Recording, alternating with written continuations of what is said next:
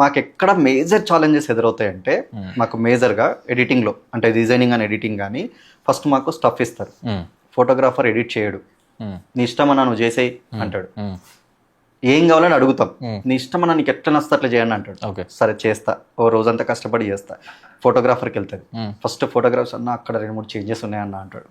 సరే మనోడే కదా అని 2-3 చేంజెస్ చేస్తాం, అయిపోతుంది అనుకుంటాం, అమ్మాయి అయిపోయింది అనుకుంటాం.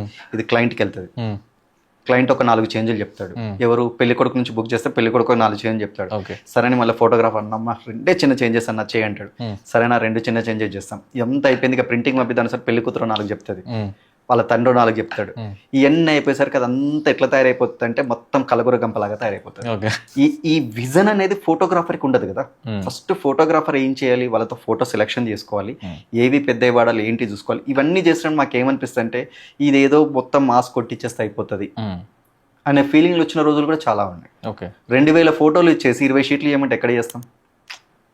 సో ఇది ఫస్ట్ మనం చేసుకోవాలి. ఫోటోగ్రాఫర్గా నేను షార్ట్ చేసుకోవాలి, దాన్ని క్లయింట్కి ఇవ్వాలి, అప్రూవల్ తీసుకోవాలి, ఎలా కావాలో ఎవరు పెద్దగా ఎవరు ఇంపార్టెంట్ చెప్పాలి. అప్పుడు 1 చేంజ్లో అయిపోతుంది. డిసిషన్ మేకర్ ఒకరు ఉంటే ఈజీ అయిపోతుంది. అండ్ వీడియోస్లో కూడా ఫస్ట్ చేసిన తర్వాత సాంగ్స్ మార్చమంటారు. ఈ 3 గంటల పని మళ్ళీ రీవర్క్ చేయాలంటే మాకు గంటలు పోతుంది. ఇప్పుడు కంటిన్యూ చేయడంలో తొందరగా అయ్యేది, రీవర్క్ ఎక్కువ టైం తీసుకుంటాం. ఇవన్నీ కూడా ఛాలెంజెస్ మాకు.